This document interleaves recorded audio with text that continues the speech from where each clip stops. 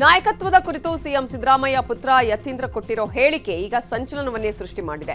ಈಗ ಯತೀಂದ್ರ ಹೇಳಿಕೆ ಬಗ್ಗೆ ಕಾಂಗ್ರೆಸ್ ನಾಯಕರು ಅನೇಕ ರೀತಿಯಾಗಿ ಪ್ರತಿಕ್ರಿಯೆ ಕೊಟ್ಟಿದ್ದಾರೆ. ಬೆಂಗಳೂರಲ್ಲಿ ಮಾತಾಡಿರೋ ಸಚಿವ ಪರಮೇಶ್ವರ್ ಸೈದ್ಧಾಂತಿಕವಾಗಿ ಸತೀಶ್ ಜಾರಕಿಹೊಳಿ ಮಾತಾಡಿದ್ದಾರೆ. 2028ಕ್ಕೆ ಸತೀಶ್ ಜಾರಕಿಹೊಳಿ ಸಿಎಂ ಆಕಾಂಕ್ಷಿ ಅಂತ ಹೇಳಿದ್ದಾರೆ ಅಂದ್ರೆ ಅದು ತುಂಬಾ ದೂರ ಇದೆ. ಲೀಡರ್ಶಿಪ್ ವಿಚಾರವಾಗಿ ಅವರು ಮಾತಾಡಿಲ್ಲ ಅಂತ ಹೇಳಿದ್ರು. ನನಗೆ ಅನ್ಸೋದು ಅದು ಲೀಡರ್ಶಿಪ್ಪಿನ ಲೆಕ್ಕದಲ್ಲಿ ಮಾತಾಡಿಲ್ಲ. ಅವರು ಮಾತಾಡಿದ್ದು ಸರ್ಕಾರದ ಪಕ್ಷದ ಬದ್ಧತೆ ಬಗ್ಗೆ, ಸಮಾಜದ ಬದ್ಧತೆ ಬಗ್ಗೆ ಮಾತಾಡಿದ್ದಾರೆ. ಸ್ವಾಭಾವಿಕವಾಗಿ ಸತೀಶ್ ಜಾರಕಿಹೊಳಿ ಅವರು ಹಿಂದೆ ಅಹಿಂದ ವರ್ಗದ ಆರ್ಗನೈಸೇಷನ್ ಅಲ್ಲಿ ಇನ್ವಾಲ್ವ್ ಆಗಿದ್ದರಿಂದ ಅವರಿಗೆ ಆ ಬದ್ಧತೆ ಇದೆ ಅನ್ನೋ ಮಾತನ್ನು ಹೇಳಿದ್ದಾರೆ. ಇನ್ನು ಸಚಿವ ಪ್ರಿಯಾಂಕ್ ಖರ್ಗೆ ಮಾತಾಡಿ ಸೈದ್ಧಾಂತಿಕವಾಗಿ ಕೆಲವರು ನಮ್ಮ ಪಕ್ಷದಲ್ಲಿದ್ದಾರೆ. ಯತೀಂದ್ರ ಹೇಳಿರೋದ್ರಲ್ಲಿ ತಪ್ಪೇನಿದೆ? ಸಂವಿಧಾನ ಪರವಾಗಿ, ಮೂಢನಂಬಿಕೆ ವಿರುದ್ಧ ಸತೀಶ್ ಹೋರಾಟ ಮಾಡ್ತಿದ್ದಾರೆ.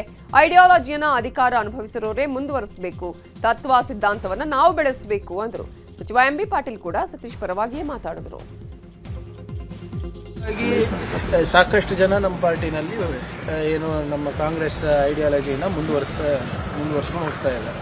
ಅದರಲ್ಲಿ ಸತೀಶ್ ಜಾರಕಿಹೊಳಿ ಅವರು ಒಬ್ಬರು ಅಂದ್ಬಿಟ್ಟು ಅವರೇ ಹೇಳ್ತಾ ಇದ್ದಾರೆ. ಅದರಲ್ಲಿ ಅವರು ಒಂದು ಸಂಘಟನೆ ನಡೆಸ್ತಾರೆ ಮುಂಚೆಯಿಂದನೂ. ಯಾವುದು ನಿಮ್ಮ ಇದ್ರ ವಿರುದ್ಧ, ಮೂಢನಂಬಿಕೆಗಳ ವಿರುದ್ಧ, ಸಂವಿಧಾನದ ಪರವಾಗಿ ನಡೆಸ್ತಾ ಇದ್ದಾರೆ. So there is nothing wrong ಅಲ್ಲ.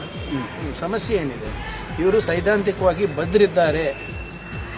ಇವರು ಕಾಂಗ್ರೆಸ್ ಪಕ್ಷದ ಸಿದ್ಧಾಂತಕ್ಕೆ ಮುಂದುವರಿಸ್ತಾರೆ. ನಮ್ಮ ಯಾರದೇ ಕ್ಲೇಮ್ ಹೋದ್ರು ಸಹ ಮಾಡ್ಕೊ ಸ್ವಾಭಾವಿಕ, ಎಲ್ಲರಿಗೂ ಆಶೆ ಇರ್ತದೆ. ಯಾರೂ ಸನ್ಯಾಸಿಗಳಲ್ಲ ರಾಜಕೀಯದಾಗ. ಯಾರ್ಯಾರು ಎಂ ಬಿ ಪಾಲ್ ನೋಡ್ಕೊಂಡು ಯಾರೂ ಸನ್ಯಾಸಿಗಳಲ್ಲ, ಎಲ್ಲರೂ ಸಮರ್ಥರಿದ್ದಾರೆ. ಡಿ ಕೆ ಶಿವಕುಮಾರ್ ಅವರು ಸಮರ್ಥಿದ್ದಾರೆ, ಸತೀಶ್ ಜಾರಕಿಹೊಳಿ ಅವರು ಸಮರ್ಥಿದ್ದಾರೆ, ಪರಮೇಶ್ವರ್ ಅವರು ಸಮರ್ಥಿದ್ದಾರೆ, ರಾಮಲಿಂಗಡಿ ಅವರು ಸಮರ್ಥಿದ್ದಾರೆ, ಕೃಷ್ಣ ಬೈರೇಗೌಡರು ಸಮರ್ಥಿದ್ದಾರೆ, ಬಹಳಷ್ಟು ಜನ ಸಮರ್ಥಿದ್ದಾರೆ. ಪಕ್ಷ ಯಾವತ್ತೂ ಸಹ ಜನಾಭಿಪ್ರಾಯ ಬರಬೇಕು. ಮತ್ತೆ ಕಾಂಗ್ರೆಸ್, ಮುಖ್ಯವಾಗಿ ಕಾಂಗ್ರೆಸ್ ಪಕ್ಷ ಶಾಸಕರು ಬೇಕು. ಯತೀಂದ್ರ ಹೇಳಿಕೆ ಕುರಿತು ನಾನು ಮಾಧ್ಯಮಗಳ ಮುಂದೆ ಮಾತಾಡೋದಿಲ್ಲ, ಅದರ ಬಗ್ಗೆ ಚರ್ಚೆ ಮಾಡ್ತೇನೆ ಅಂತ ಉಪಮುಖ್ಯಮಂತ್ರಿ ಡಿ ಕೆ ಶಿವಕುಮಾರ್ ಹೇಳಿದ್ದಾರೆ. I don't want to comment anything now.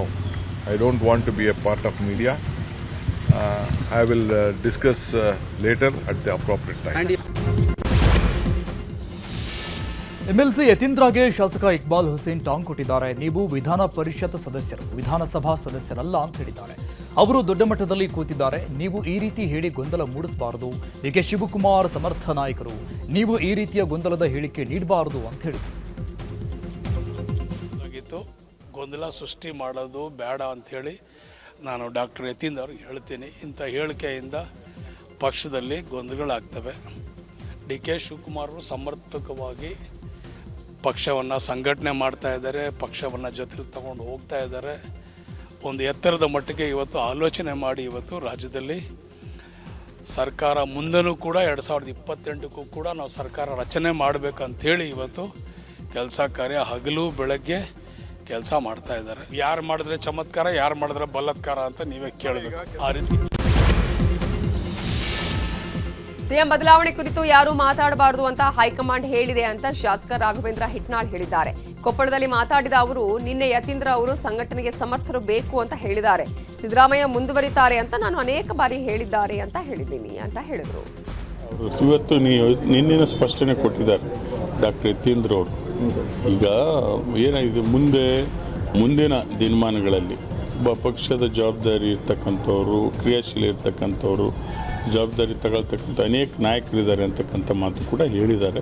So ಸ್ಪಷ್ಟನೆ ಕೊಟ್ಟಿದ್ದಾರೆ. ಅದಕ್ಕೇನು ಹೊಸ ಅರ್ಥ ಕಲ್ಪಿಸೋಂಥ ಅವಶ್ಯಕತೆ ಇಲ್ಲ. ಪಕ್ಷದ ಅಧ್ಯಕ್ಷರಿರ್ಬೋದು, AICC ಅಧ್ಯಕ್ಷರಿರ್ಬೋದು, ಅದನ್ನು ತೀರ್ಮಾನ ಮಾಡ್ತಕ್ಕಂಥ ಪಕ್ಷದ ವರಿಷ್ಠರು, ಹೈಕಮಾಂಡ್ ಇದೆ, ಭಾಳ ಸ್ಟ್ರಿಕ್ಟ್ ಇದೆ, ಅದು ಮಾಡ್ತಾರೆ. ಈಗ ಸಚಿವ RB ತಿಮ್ಮಾಪುರ್ ಕೂಡ ಮಾತನಾಡಿದ್ದಾರೆ. ಯತೀಂದ್ರ ಹಾಗೇನಾದ್ರೂ ಹೇಳಿದ್ರೆ ಅದು ಅವರ ವೈಯಕ್ತಿಕ ಅಭಿಪ್ರಾಯ. ನಾಯಕನಾಗಿ ಹೊರಹೊಮ್ಮಬೇಕು. ಆ ನಾಯಕತ್ವ ಸತೀಶ್ ಜಾರಕಿಹೊಳಿ ಅವರಿಗೆ ಇದೆ ಅಂತ ಹೇಳಿದರು. ಇದನ್ನು ಚೂಸ್ ಅವರೇನಾದರೂ ಹೇಳಿದರೆ ಅದು ವೈಯಕ್ತಿಕ ಅಭಿಪ್ರಾಯ. ಇದು CLPಯಲ್ಲಿ ಆಯ್ಕೆ ಆಗ್ತಕ್ಕಂಥದ್ದು. AICC ನಾಯಕರು ಇದನ್ನು ಚೂಸ್ ಮಾಡ್ತಕ್ಕಂಥದ್ದು ಇರೋದ್ರಿಂದ ನಾನು ಡಾಕ್ಟರ್ ಯತೀಂದ್ರ ಸಾಹೇಬ್ರ ವೈಯಕ್ತಿಕ ಅಭಿಪ್ರಾಯನ ನಾನು ಹಂಚ್ಕೊಳ್ಳಿಕ್ಕೆ ಸಾಧ್ಯ ಇಲ್ಲ. ಅಂದರೆ ಸತೀಶ್ ಜಾರಕಿಹೊಳಿ ಮಾಡ್ಬೋದು, ಏನೈತಿ, ನಾಯಕರು ಸುಮ್ಮನೆ ನಾನು ನೀನು ನಾಯಕನ ಮಾಡೋಕ್ಕಾಗೋದಿಲ್ಲ. ನಾಯಕನಾಗಿ ಹೊರಹೊಮ್ಮಬೇಕು.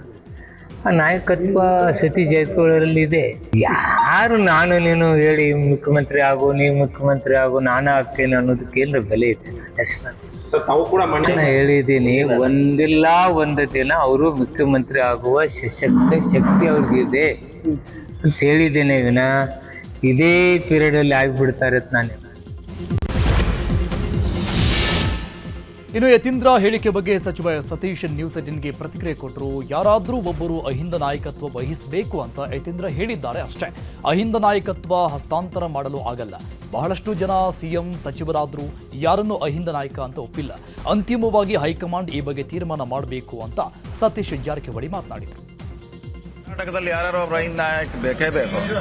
ದೇವರಾಜ ಅರಸಿದ್ರು, ಬಂಗಾರಪ್ಪನವರಿದ್ರು, ಖರ್ಗೆಜಿ ಅವರಿದ್ರು, ಸಿದ್ದರಾಮಯ್ಯವರಿದ್ರು. ಸಿದ್ದರಾಮಯ್ಯ ನಂತರ ಯಾರ್ಯಾರು ವಹಿಸ್ಕೊಳ್ಳೇಬೇಕು ಆ ದೃಷ್ಟಿಯಲ್ಲಿ ಅವ್ರು ಹೇಳಿದಾರೆ ಅಷ್ಟೇ. ಮುಖ್ಯಮಂತ್ರಿಗೆ ಅದಕ್ಕೂ ಸಂಬಂಧ ಇಲ್ಲ. ಅವ್ರು ಹೇಳಿದ್ದು ಅಹಿಂದ ನಾಯಕತ್ವ ಅಂತ ಹೇಳಿದ್ದಾರೆ. ಅದನ್ನು ಪ್ರೂವ್ ಮಾಡಬೇಕಾದ್ರೆ ವಹಿಸ್ಲಿಕ್ಕೆ ಅದನ್ನೇನು ಹ್ಯಾಂಡ್ ಓವರ್ ಮಾಡ್ಲಿಕ್ಕೆ ಆಗೋಲ್ಲ. ನೀವು CM ಹ್ಯಾಂಡ್ ಓವರ್ ಮಾಡ್ಕೋಬಹುದು, KPP ಅಧ್ಯಕ್ಷ ಹ್ಯಾಂಡ್ ಓವರ್ ಮಾಡ್ಕೋಬಹುದು. ಅಹಿಂದ ನಾಯಕತ್ವ ನೀವು ಕಟ್ಟಬೇಕು, ಬೆಳೆಸಬೇಕು. ಜನ ಒಪ್ಪಿದಾಗ ಅದು ನೇತೃತ್ವ ಸಿಗ್ತೈತೆ ಹೊರತಾಗಿ ಅದು.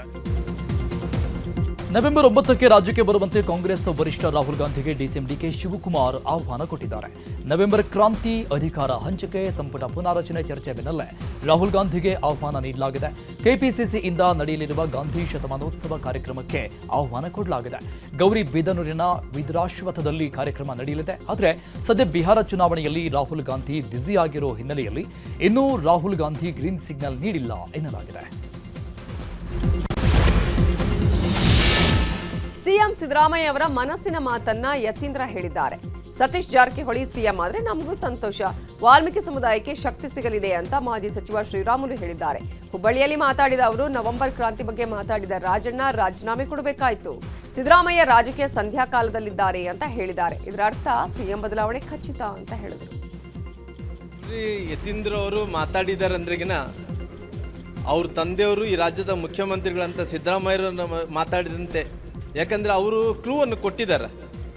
ಏನು ಕ್ಲೂ ಕೊಟ್ಟಿದ್ದಾರೆ? ಮುಂದಕ್ಕೆ ನಮ್ಮ ತಂದೆಯವ್ರದ್ದು ವಯಸ್ಸಾಗ್ತಾ ಇದೆ, ಮುಂದೆ ರಾಜಕಾರಣದಲ್ಲಿ ಅವರು ಮುಂದುವರಿಯಲ್ಲ, ಮುಂದಕ್ಕೆ ಯಾರೊಬ್ಬ ಹಿಂದುಳಿದಂಥ ಒಬ್ಬ ನಾಯಕ ಈ ರಾಜ್ಯದ ಮುಖ್ಯಮಂತ್ರಿಗಳು ಆಗಬೇಕು ಅನ್ನೋಂಥ ಕ್ಲೂ ವಿಧಾನ ಪರಿಷತ್ ಸದಸ್ಯರಾದಂಥ ಸನ್ಮಾನ್ಯ ಯತೀಂದ್ರವರೇ ಕೊಟ್ಟಿರೋ ಕಾರಣ ಅಲ್ಲ. ನವೆಂಬರ್ ಕ್ರಾಂತಿ ಆಗುತ್ತೆ ಅಂದೇಳಿ ರಾಜಣ್ಣವ್ರು ಮಾತಾಡಿದ್ರು, ರಾಜಣ್ಣವ್ರನ್ನ ಅಧಿಕಾರದಿಂದ ಕಳೆದ್ಬಿಟ್ರು, ಅವ್ರ ಮಂತ್ರಿ ಸ್ಥಾನದಿಂದನೇ ಕಳೆದ್ಬಿಟ್ರು. ಅವ್ರು ಅಂದ್ಕೊಂಡಿದ್ರು ಇಲ್ಲಿ ಜಗಳ ಹಚ್ಚಿ ಅದರ ದೊಡ್ಡದು ಮಾಡಿ ಅಭಿವೃದ್ಧಿ ಕೆಲಸಗಳಂತ ಮಾಡ್ತಾ ಇಲ್ಲ, ಎಲ್ಲೋ ಒಂದು ಕಡೆ ಡೈವರ್ಟ್ ಮಾಡಬೇಕು ಅಂತೇಳಿ ಏನು ಪ್ರಯತ್ನ ಮಾಡಿದ್ರು, ಡೈವರ್ಟ್ ಮಾಡೋಂಥ ವಿಚಾರದಲ್ಲಿ ಫೇಲ್ ಆಗಿದ್ದಾರೆ ಅವರು. ಇನ್ನು ಪ್ರಿಯಾಂಕ್ ವಿಚಾರವಾಗಿಯೂ ಮಾತನಾಡಿದ ರಾಮುಲು, ಪ್ರಿಯಾಂಕ್ ಖರ್ಗೆ ಡಿಸಿಎಂ ಆಗಲು ಮಾಸ್ಟರ್ ಪ್ಲಾನ್ ಮಾಡಿದ್ದಾರೆ. ದೆಹಲಿಯಲ್ಲಿ ಈ ಬಗ್ಗೆ ರಣತಂತ್ರ ಹೆಣೆಯಲಾಗಿದೆ. ಅದಕ್ಕೆ ಪೂರಕವಾಗಿ RSS ಬ್ಯಾನ್ ಷಡ್ಯಂತ್ರ ಮಾಡುತ್ತಿದ್ದಾರೆ. ಪುಕ್ಕಟ್ಟೆ ಜನಪ್ರಿಯತೆ ಪಡೆಯಲು RSS ಬಗ್ಗೆ ಮಾತನಾಡ್ತಿದ್ದಾರೆ ಅಂತ ಹೇಳಿದರು. ಇವರು ಏನು ಅಂದ್ರೆಗಿನ RSS ಮೇಲೆ ಎಲ್ಲೋ ಒಂದು ಕಡೆ ಅದನ್ನು ತೊಂದರೆದಲ್ಲಿ ಸಿಗಾಕ್ಸ್ಬೇಕು ಅನ್ನೋಂಥ ಕಾರಣದಿಂದ ಇವತ್ತು ಡೈವರ್ಫಿಕೇಶನ್ ಮಾಡಬೇಕು ಅನ್ನೋಂಥ ಪ್ರಯತ್ನದಲ್ಲಿ ಆ ಭರಾಟದಲ್ಲಿ ತಪ್ಪುಗಳು ಮಾಡ್ತಾ ಇದ್ದಾರೆ.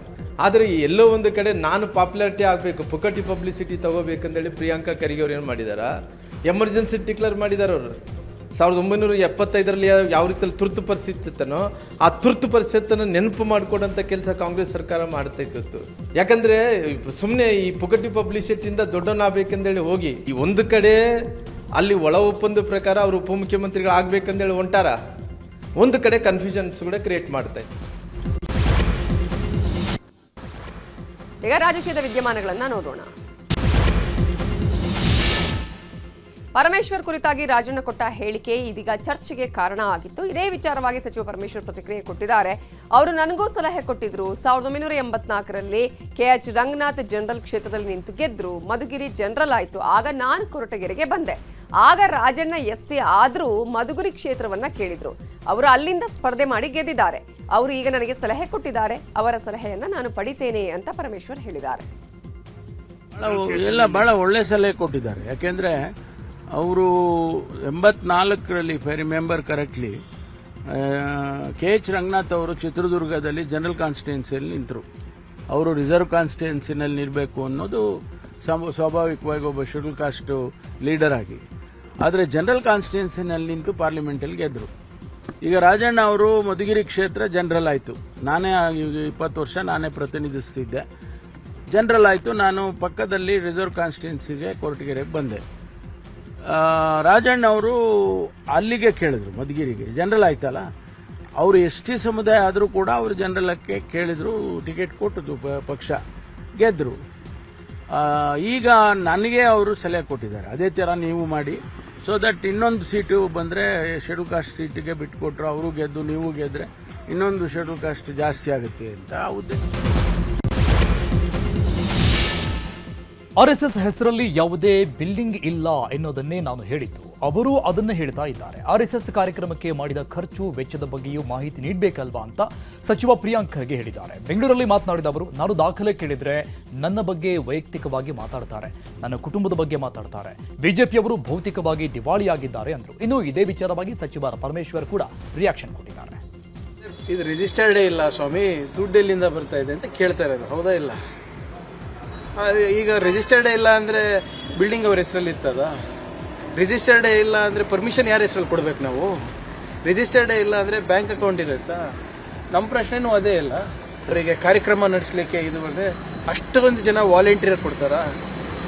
ಎಷ್ಟು ಜನ ಕೊಡೋಕ್ಕೆ ಸಾಧ್ಯ? ನೀವೇ ಹೇಳಿ. ನೀವು ಸಾಕಷ್ಟು ಸಾಮಾಜಿಕ ಕಾರ್ಯಕ್ರಮಗಳು ನಡೆಸಿರ್ಬೇಕಲ್ವ? ಆ ದೇಣಿಗೆ ಏನಲ್ಲಿ ಏನು ಬಂದರೂ ಕೂಡ ಅಕೌಂಟೆಡ್ ಇರಬೇಕಲ್ಲ.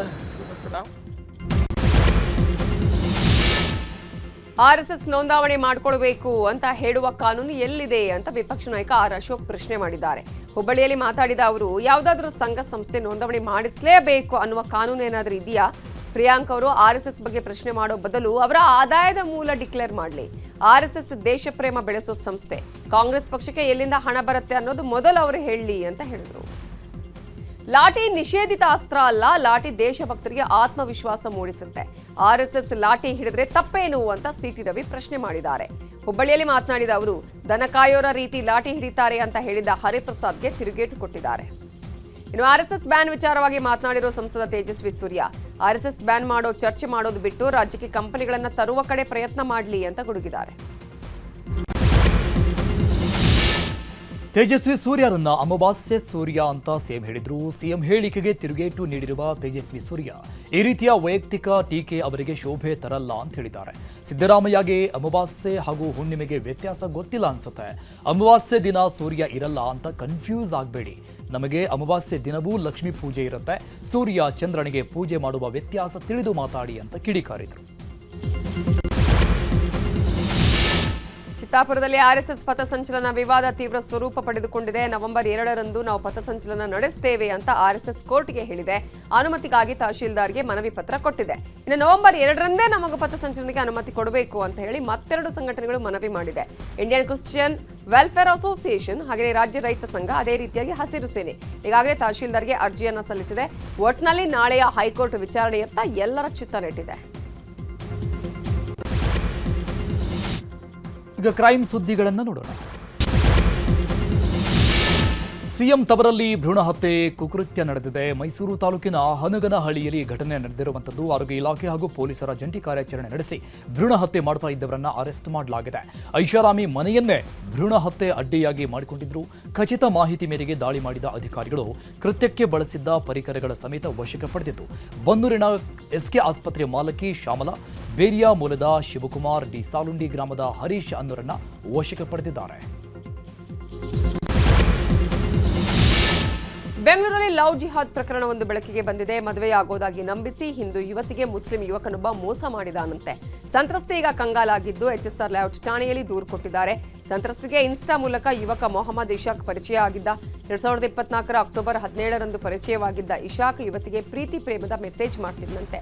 2024 ಅಕ್ಟೋಬರ್ 30ರಂದು ತಣಿಸಂದ್ರದ ಮಾಲ್ನಲ್ಲಿ ಭೇಟಿಯಾಗಿ ಆ ಬಳಿಕ ನಾನು ಮನೆಯವರನ್ನ ಒಪ್ಪಿಸಿ ಮದುವೆ ಆಗ್ತೀನಿ ಅಂತ ನಂಬಿಸಿದ್ನಂತೆ.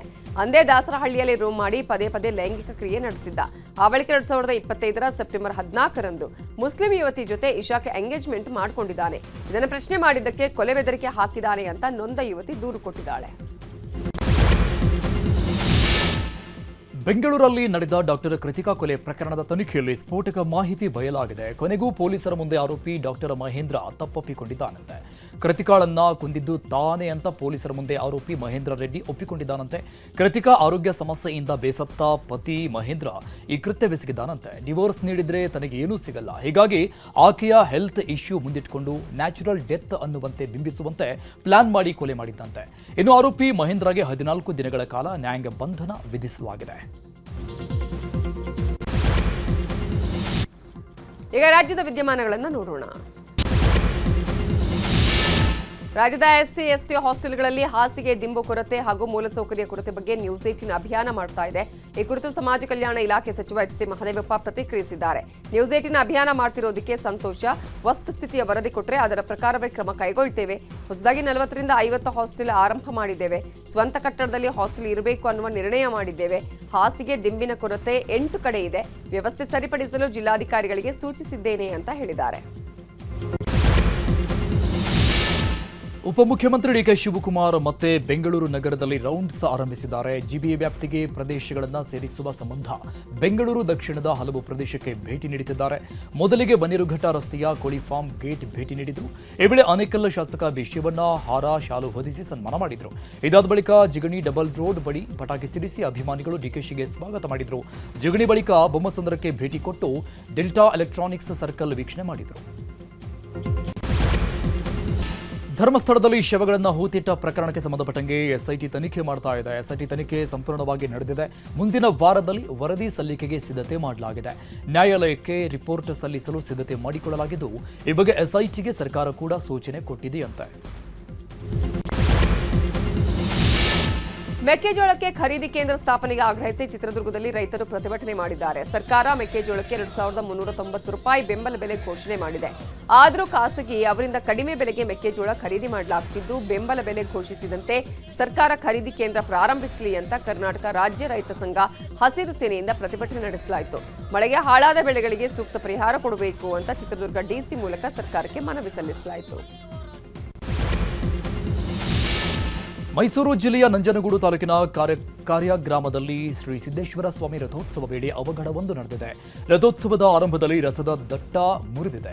25 ಅಡಿ ಎತ್ತರದ ರಥದ ಖರ್ಜು ಎತ್ತುವಾಗ ಕೆಳಗಡೆ ಕಟ್ಟಿರುವ ಮರದ ದಟ್ಟೆ ಬಾಯ್ಬಿಟ್ಟಿದ್ದು, ಬಳಿಕ ದಟ್ಟ ಸರಿ ಮಾಡಿ ಗ್ರಾಮಸ್ಥರು ಸಿದ್ದೇಶ್ವರ ಸ್ವಾಮಿಯ ರಥೋತ್ಸವ ಮಾಡಿದ್ರು. 600 ಅಡಿ ಎತ್ತರದ ಶ್ರೀ ಸಿದ್ದೇಶ್ವರ ಬೆಟ್ಟಕ್ಕೆ ರಥೋತ್ಸವವನ್ನು ಹೆಗಲ ಮೇಲೆ ಹೊತ್ತು ಭಕ್ತರು ತೆರಳಿದರು.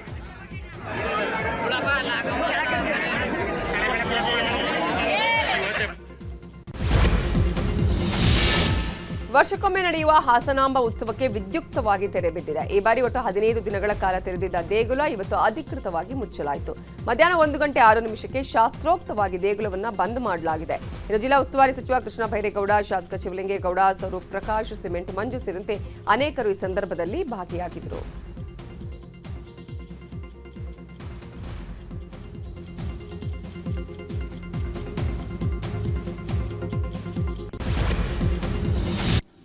ಈಗ ದೇಶದ ಪ್ರಮುಖ ಸುದ್ದಿಗಳನ್ನು ನೋಡೋಣ. ಉತ್ತರ ಪ್ರದೇಶ ಮುಖ್ಯಮಂತ್ರಿ ಯೋಗಿ ಆದಿತ್ಯನಾಥ್ ಅವರು ರಾಜಕೀಯ, ಇಸ್ಲಾಂ ಮತ್ತು ಹಲಾಲ್ ಪ್ರಮಾಣ ಪತ್ರದ ಬಗ್ಗೆ ಎಚ್ಚರಿಕೆ ನೀಡಿದ್ದಾರೆ. ಹಲಾಲ್ ಪ್ರಮಾಣ ಪತ್ರ ಹೊಂದಿರುವ ಯಾವುದೇ ವಸ್ತುವನ್ನು ಖರೀದಿಸಬೇಡಿ ಅಂತ ಕರೆ ಕೊಟ್ಟಿದ್ದಾರೆ. ಈ ಪ್ರಮಾಣ ಪತ್ರದ ಮೂಲಕ ಬರುವ ಹಣವನ್ನು ಭಯೋತ್ಪಾದನೆಗೆ ಮತ್ತು ಧರ್ಮ ಪರಿವರ್ತನೆಗೆ ಬಳಕೆ ಮಾಡಲಾಗುತ್ತೆ ಅಂತ ಆರೋಪಿಸಿದ್ದಾರೆ.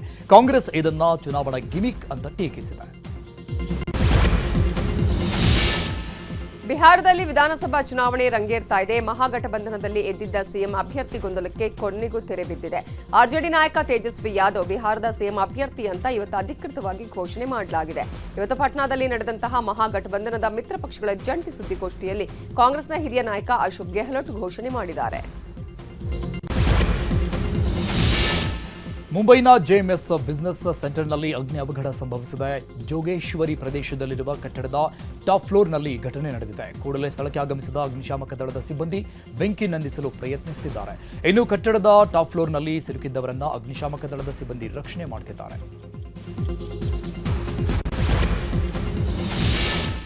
ದೆಹಲಿಯಲ್ಲಿ ಬಿಹಾರದ ಸಿಗ್ಮಾ ಗ್ಯಾಂಗ್ನ 4 ಮೋಸ್ಟ್ ವಾಂಟೆಡ್ ಕ್ರಿಮಿನಲ್ಗಳನ್ನು ಎನ್ಕೌಂಟರ್ನಲ್ಲಿ ಹತ್ಯೆ ಮಾಡಲಾಗಿದೆ. ದೆಹಲಿಯ ಕ್ರೈಮ್ ಬ್ರಾಂಚ್ ಪೊಲೀಸರು ಮತ್ತು ಬಿಹಾರ ಪೊಲೀಸರು ಜಂಟಿಯಾಗಿ ಈ ಕಾರ್ಯಾಚರಣೆ ನಡೆಸಿದ್ದಾರೆ. ರಂಜನ್ ಪಾಠಕ್, ಬಿಮ್ಲೇಶ್ ಮಹತೋ, ಮನೀಶ್ ಪಾಠಕ್ ಮತ್ತು ಅಮಾನ್ ಠಾಕೂರ್ ಅನ್ನುವ 4 ಹತ್ಯೆಗೀಡಾಗಿದ್ದಾರೆ. ಬಿಹಾರದಲ್ಲಿ ಕೊಲೆ, ಕ್ರಿಮಿನಲ್ ಪಿತೂರಿ ಸೇರಿದಂತೆ ಹಲವು ಕ್ರಿಮಿನಲ್ ಪ್ರಕರಣಗಳಲ್ಲಿ ಈ ಆರೋಪಿಗಳು ಭಾಗಿಯಾಗಿದ್ದರು.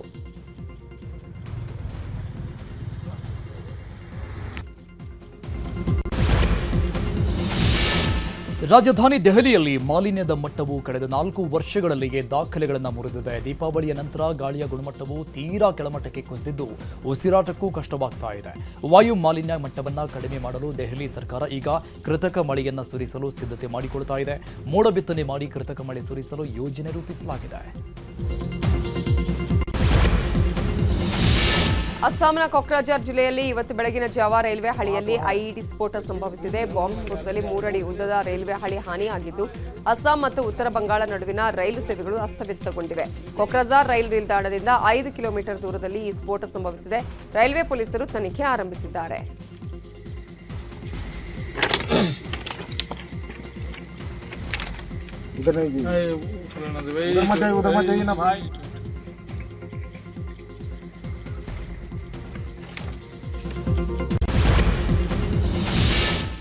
ಚಳಿಗಾಲ ಆರಂಭ ಹಿನ್ನೆಲೆ ರುದ್ರಪ್ರಯಾಗದ ಕೇದಾರನಾಥ ದೇಗುಲದ ಬಾಗಿಲುಗಳನ್ನು ಮುಚ್ಚಲಾಗಿದೆ. ಇಂದು ಬೆಳಗ್ಗೆ 8:30ಕ್ಕೆ ವಿಶೇಷ ಪೂಜೆ ಸಲ್ಲಿಸಿ ಶಾಸ್ತ್ರೋಕ್ತವಾಗಿ ಕೇದಾರನಾಥ ದೇವಾಲಯದ ಬಾಗಿಲುಗಳನ್ನು ಮುಚ್ಚಲಾಯಿತು.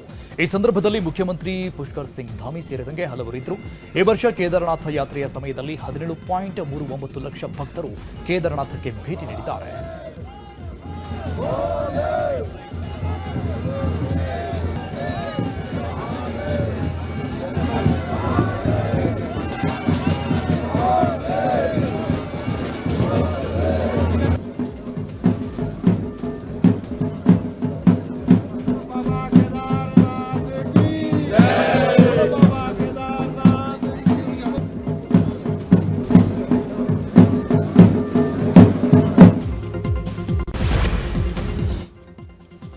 ಅಂತಾರಾಷ್ಟ್ರೀಯ ಮಟ್ಟದಲ್ಲಿ ಏನಾಗ್ತಾ ಇದೆ ಅನ್ನೋದನ್ನು ನೋಡೋಣ ವಿದೇಶ ಸುದ್ದಿಯಲ್ಲಿ.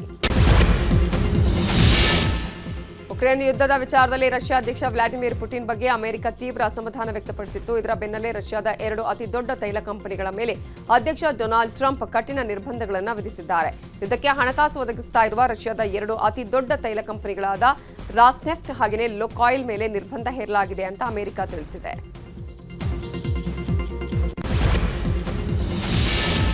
ರಷ್ಯಾ ಭಾರತ ತೈಲ ವ್ಯಾಪಾರ ಸಂಬಂಧಪಟ್ಟಂಗೆ ಕುರಿತು ಅಮೆರಿಕ ಅಧ್ಯಕ್ಷ ಟ್ರಂಪ್ ಮತ್ತೆ ಮಾತನಾಡಿದ್ದಾರೆ. ಭಾರತವು ರಷ್ಯಾ ಜೊತೆಗಿನ ತೈಲ ವ್ಯಾಪಾರ ಸಂಬಂಧಗಳನ್ನು ಶೀಘ್ರದಲ್ಲೇ ಕಡಿತಗೊಳಿಸಲಿದೆ ಅಂತ ಪುನರುಚ್ಚರಿಸಿದ್ದಾರೆ. ಈಗ ಹಂತ ಹಂತವಾಗಿ ರಷ್ಯಾದಿಂದ ತೈಲ ಖರೀದಿಯನ್ನು ಭಾರತ ಕಡಿಮೆ ಮಾಡ್ತಾ ಇದೆ ಅಂತಲೂ ಹೇಳಿದ್ದಾರೆ. ಗಾಜಾ ಯುದ್ಧ ಭೂಮಿಯಲ್ಲಿ ಒಂದು ಮನಕಲಕುವ ಘಟನೆ ನಡೆದಿದೆ. ಇಸ್ರೇಲ್ ಹಮಾಸ್ ಸಂಘರ್ಷದ ಸಮಯದಲ್ಲಿ ತನ್ನ ಕುಟುಂಬಕ್ಕೆ ಸಹಾಯ ಮಾಡಿದ ಸಂಸ್ಥೆಯ ಹೆಸರನ್ನೇ ಮಗುವಿಗೆ ಇಲ್ಲೊಬ್ಬ ದಂಪತಿ ನಾಮಕರಣ ಮಾಡಿದ್ದಾರೆ. ಪ್ಯಾಲೆಸ್ಟೈನ್ನ ಹಮ್ದಾನ್ ಹದಾದ್ ಅನ್ನುವರ ಪತ್ನಿ ಗರ್ಭಾವಸ್ಥೆಯಲ್ಲಿದ್ದಾಗ ಸಿಂಗಾಪುರ್ ಮೂಲದ ದತ್ತಿ ಸಂಸ್ಥೆ ಸಹಾಯ ಮಾಡಿತ್ತು. ಸಹಾಯಕ್ಕೆ ಕೃತಜ್ಞತೆ ಸಲ್ಲಿಸೋದಕ್ಕೆ ತಮ್ಮ ಮಗುವಿಗೆ ಸಿಂಗಾಪುರ್ ಅಂತ ಹೆಸರಿಟ್ಟಿದ್ದಾರೆ.